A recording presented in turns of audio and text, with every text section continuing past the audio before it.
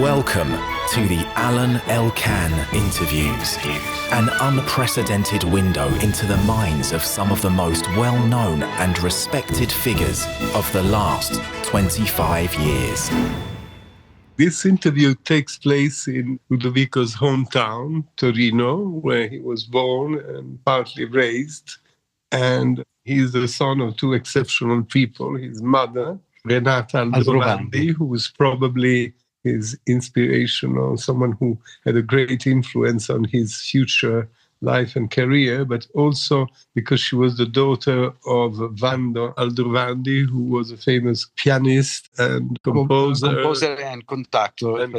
And then he's also the son of Giulio Einaudi, who was a famous publisher, the chairman and the publisher of casa editrice Einaudi, and the Einaudi family. Obviously, it's a very important Italian family. I think your grandfather was the first Italian president after the Second World War. After the king, he was the first president. Right. And a brilliant economist and a very famous professor.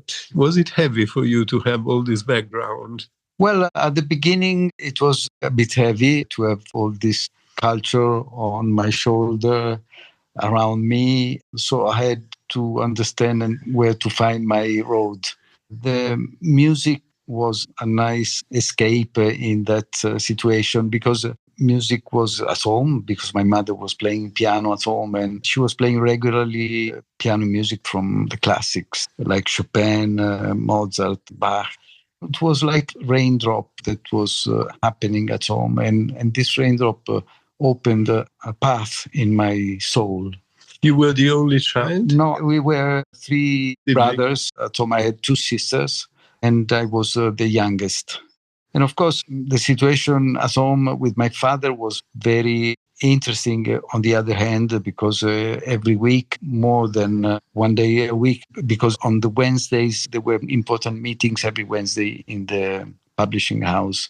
So they were finishing the meeting at 8 o'clock, and he was bringing lots of people every Wednesday at home. Every Wednesday there was a big dinner at home where writers... So you met very important writers. I met, yes, all the people, all the Italian writers like Calvino, Natalia Ginsburg, Elsa Morante, were Primo Levi, were family friends. But then there was people like Susan Sontag coming once in a while. And I remember once I met Noam Chomsky and photographers like Gomulas. But you were not attracted by the idea to be a publisher yourself or to be a writer? Maybe I had in mind that I could, maybe I had doubt about it. At a certain point, I also worked when I was 17 in the archive of the publishing company for the put in order the art books.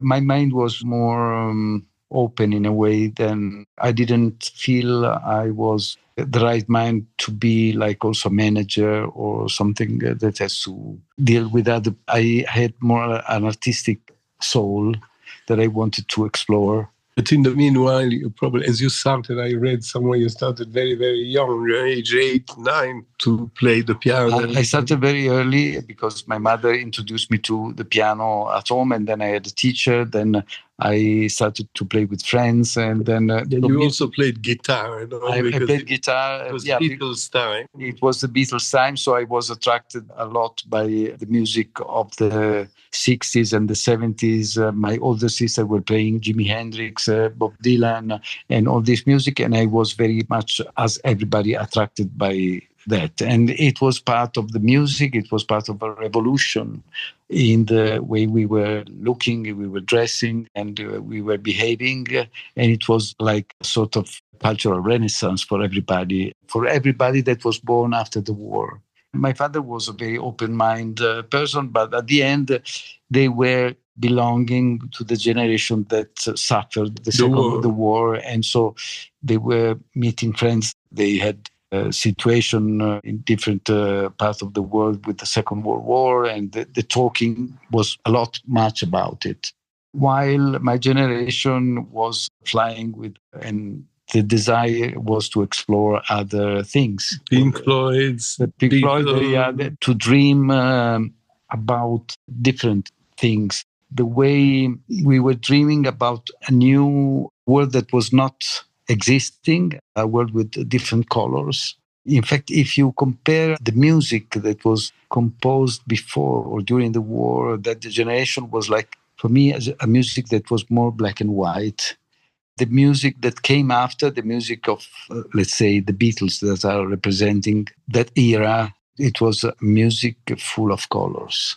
And so you decided to study music. I decided the conservatory. I started the conservatory here before in Torino, and then I went to Milan, and then I met Luciano Berio, that was one of the masters of the avant-garde, and I started to study, but mostly I started to work with him as an assistant. That gave me. They say that he taught you orchestration, right? He taught me orchestration, and also he taught me an idea that you can make music transcribing other things from media, other ideas coming from different parts of the world. So you can transcribe into music a book, you can transcribe into music the flight of the birds, you can transcribe into music the sound of the forest, the shape or a color of the sky.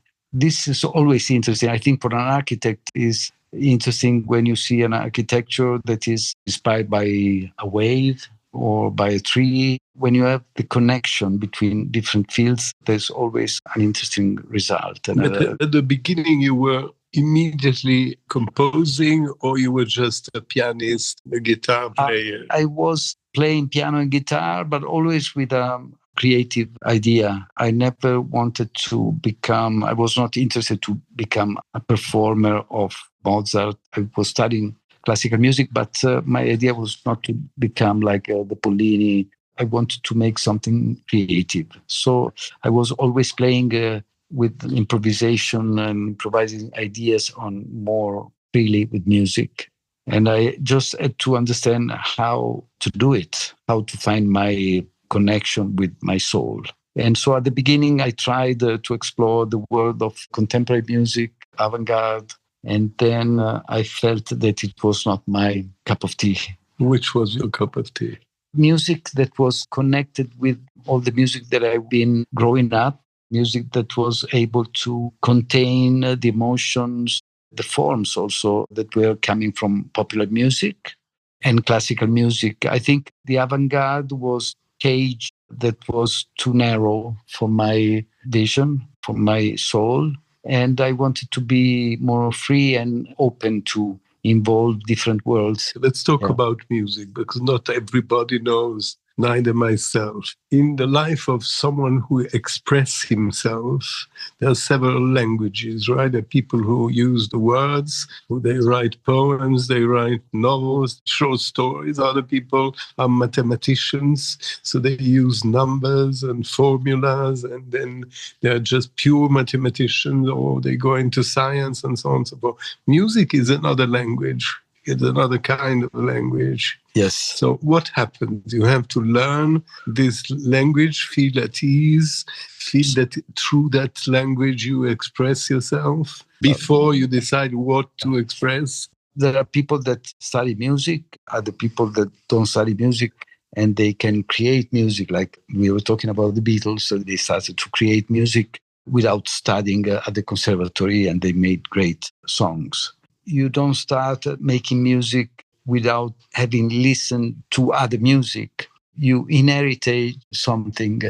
There's an heritage. It can be an heritage of classical music, an heritage of rock and roll. The Beatles were connected with the rock and roll, with Elvis Presley, the blues, and other folk traditions. I grew up, my heritage was partially coming from my mother, from the classical Bach, Chopin, and Schumann, and the rest of the music that I was listening to. There was a lot of folk and rock music, and then I grew up listening also to jazz, and then I created my preferences. I created my background of music that was created by myself listening to some different worlds of music. In a way, this different music that I listened to, they created my taste. probably there is something similar also when you read different books. And we were talking about Calvino. You may like the way Calvino described meticulously certain things, and you try, if you like it and you want to write, maybe you take something of that and you try to make it. This is more or less the same that happens with plastic artists. Some know how to draw well, some others less. But I mean, they are influenced by there is an influence before. This is certainly true maybe for the science, the process of science. Yes. Then, of course, it can happen that you like a lot of music or a lot of books and you are not able to write a book or to write a piece of music. Yeah, but you quite soon had confirmation that your music was okay. I mean, you had concerts, you had awards, you created a lot of music for cinema, for TV series, Italian films, for instance, with people like Nanni Moretti. You did the music for a famous movie called April. Yes. And then you worked on a TV series, Dr. Zhivago, and I did, also This Is England in the UK. You were quickly well known also in other countries, not only in Italy. I have to say that the UK was one of the first countries that started to recognize my work and to appreciate my work, to play my work in the radio. And so it was even before Italy and then Germany, then through the films, my connection with an audience was becoming big also in France with the film Intouchable.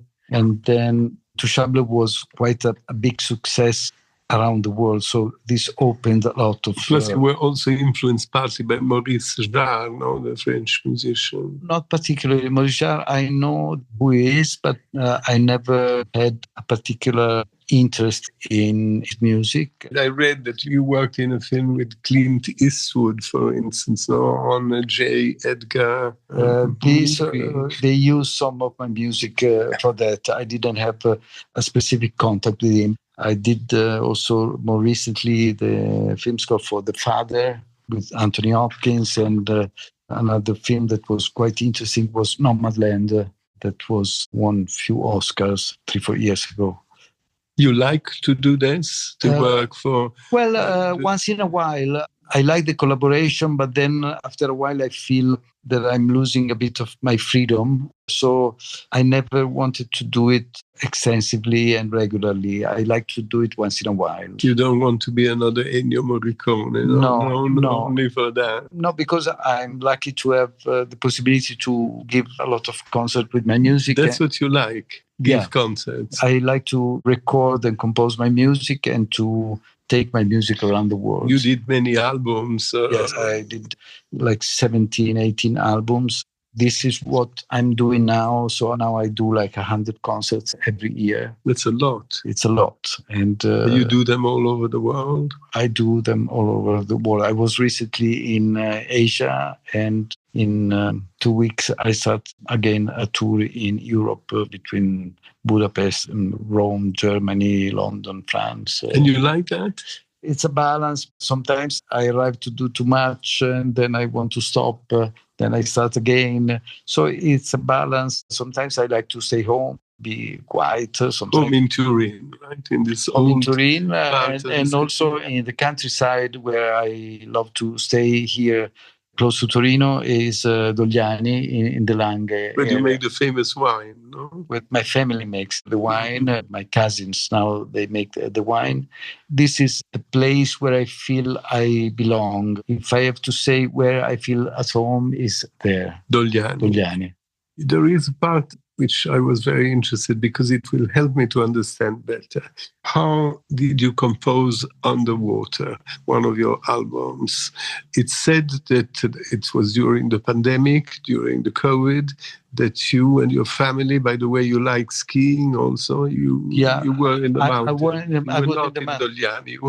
I was in the mountains because I went to Switzerland for a week with my family just before the COVID, for doing like a week of mountain. And then the lockdown came, and I was lucky to be there in Engadin, in a town called Samedan. where I rented a house. So I talked to the lady, the owner of the house, and she said, "You can stay here if you like." And so we stayed there for 4 months. And I was lucky because I had a piano there and I was free to walk everywhere. So it was a moment where I didn't have any commitments. Nobody had commitments. We didn't know if I was... You were justified not to... Yeah, I was justified, but also I didn't know what my future was going to be. Nobody knew. And I felt, in a way... You thought you might die or... Yeah, I was not worried about dying. I didn't know if I was going to release another album, if my music... I didn't know if I was going to play another concert. And so in a way, I felt completely free to write whatever I wanted because I didn't know if nobody was going to listen to what I was doing again. And so every day I said, okay, I don't want to lose anyway this time. I'm going to write an idea every day. I don't know if it's going to be a good idea or a bad idea. I'm going to write it anyway. Like notes. Like notes, like a diary, like a journal. And then after a couple of months, I started to listen and to look at this journal. And I found that every 4 or 5 days, there was a good idea. How they come, these ideas? How do you translate? What is an idea for music? Yeah. Well, I was sitting at the piano. I was opening my recorder on the iPhone, and I was recording what came from my hands, from my mind, from that moment. I have to say that these sketches, sometimes if I didn't record them, they were completely forgotten. They were ideas that came. And sometimes it was interesting because I was listening to them like listening to something that was not done by me. There was a strange sensation, like they were composed by maybe someone from my family, but not me. Yeah, but underwater, you were in the mountains, yes, with snow and mountains. Why did you write underwater? Because the situation was like being underwater, was being like in a different dimension. When you are underwater, you feel you are not in your usual dimension with the air. You are underwater, and this is how I felt. It was like being on a different... And it came out a very important piece of your music, very successful. And it was quite a long time that I wasn't recording a solo piano album, and I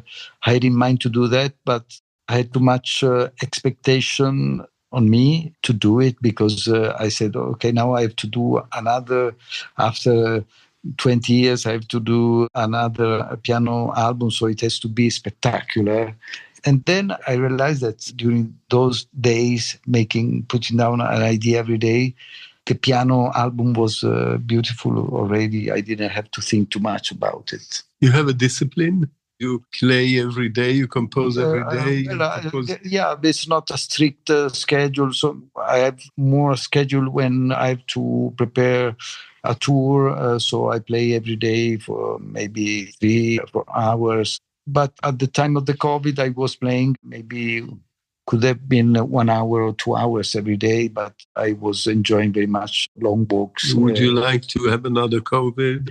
Well, if it would have been like so positive for everybody, yes.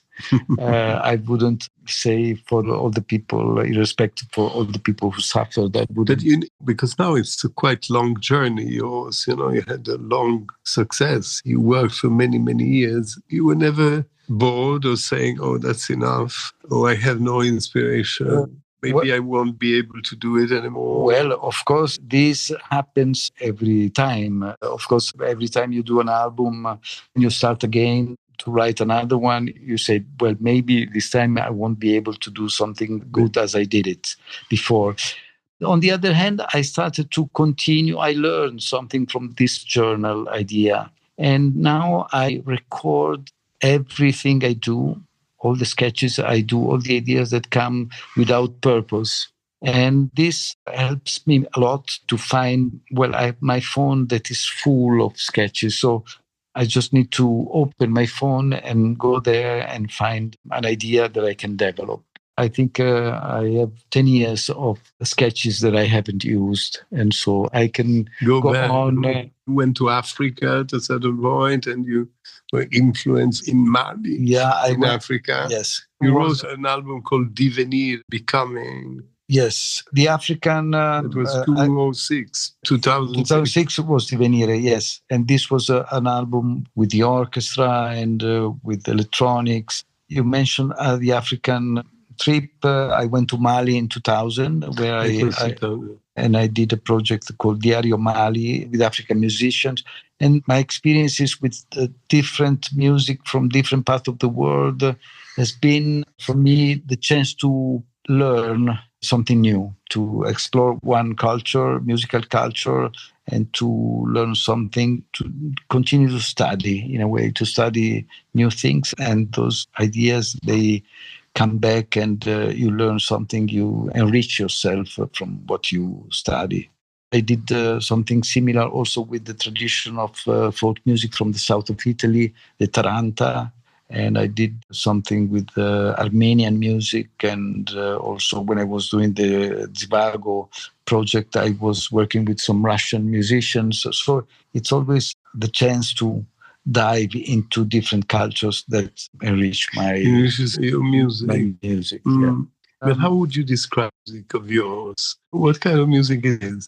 They said he's a classic, he's a minimalist, he is many other things. They gave you many names. Many labels. Now the new label for my music and for the generation of new composers is neoclassical. I don't know, because the labels are always a bit narrow.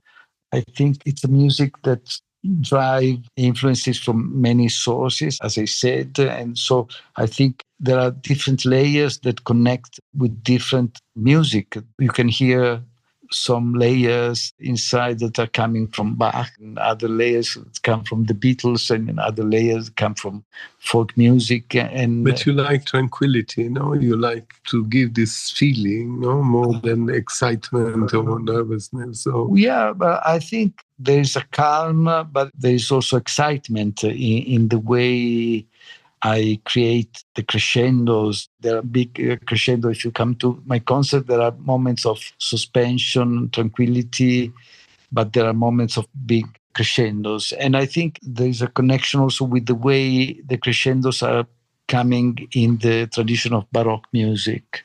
In Baroque music, you have levels of crescendo. It's called like terraces. And so there is a moment that is there, and then there's a second terrace where you pass from the piano to the mezzoforte, and then to the mezzoforte, to the forte, and then to the fortissimo.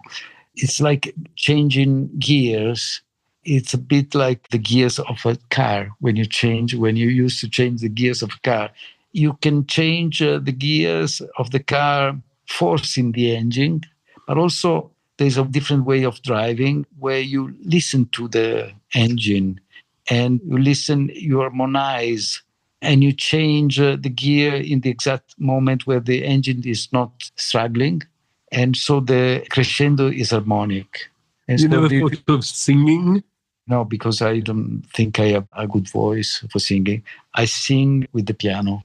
Because many Italians are so-called cantautori, they write songs and they write words and then they sing, and you were never attracted by that. No, I was never attracted by that, because I feel my voice is represented by the piano, and the way I play the piano is melodic. But there are other composers or musicians that are similar to you, not similar in the sense of same music, but who you consider your peers? Or there is a new generation now with composers. Like in Germany, there is a composer called Max Richter.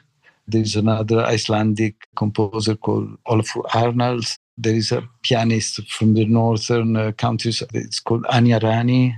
There is a group of people that are working. But you're not a movement. I mean, even in the art world, in the literary world, nowadays there are no movements. Yeah, I think cinema, there are no movements, no neorealism, there is no. In a way, we belong to a generation that is connected with the minimalism movement. that was, in a way, explored originally by composers like Philip Glass, Steve Reich, but then everyone took and evolved the...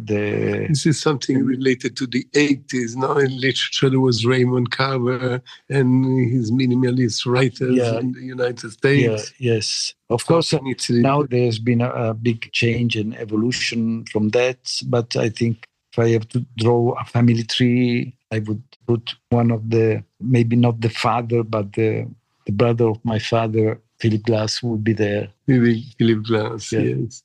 And you keep on evolving and changing. Yes, I always try to evolve and change, because if you stay with what was successful, you become bored about yourself. It's boring for me. The success of what you do is when you find a young new blood in your creativity. Your father's publishing company, where you were born and met all these famous authors, writers, poets, the company was political in a way. I mean, they had a political view. Even if literature is above politics, I mean, there was an involvement in politics. Yes. Is it the same in music for you or not at all? Because not all artists are involved in politics. Yeah, I have my political ideas, but I don't mix too much my music with politics. I prefer to leave it open and free. And I think probably the music itself expresses a vision of what is your ideal world. I mean, the expression of a music, it's creating a world that is transmitting some elements of the vision of your ideal world. The only thing I've done in a sort of political sense was in 2017 or 16, when I did a project with Greenpeace to support the protection of the Arctic Sea. I went to the North Sea in the Svalbard Islands to make a video. I played in front of a glacier and we made the video. And in that sense, I created a piece of music that was dedicated to that. But when we talk about music and piece of music, I mean, let's take two kind of, there's Portugal and Brazil. It's more or less the same language, but they're two very different countries. Portugal is the country of fado, which is quite a sad music in a way. And Brazil is the music of samba, which is very joyful music. So do you locate yourself in one of these categories, or what do you try to give to the people who listen to your music? It's an interesting question. I would say one word that may sound obvious, but I think the main feeling is love. Love. Yes.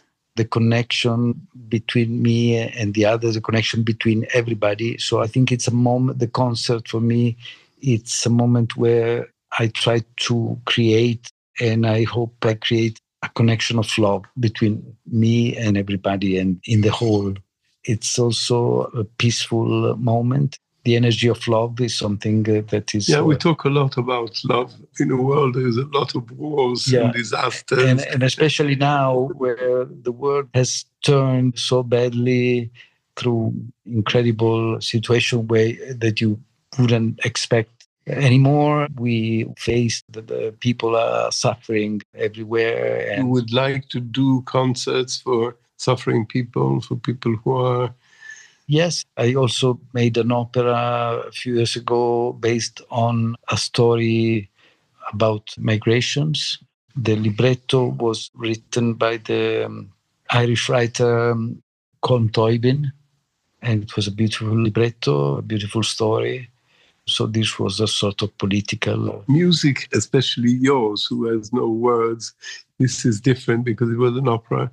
Music is universal, right? Yes, absolutely. And is there an Italian influence in your music in the sense that you are Italian, or music is a world thing? Well, probably there is something that I even may not know about something melodic. The incredible thing is that wherever I go to Japan, I go to Kazakhstan, I go to Mexico, to South America, there is an audience that listen to my music and understand it like I play in Italy. You don't need a language. I don't need a translator. I'm lucky to don't need a translation of... And you like to be a traveler?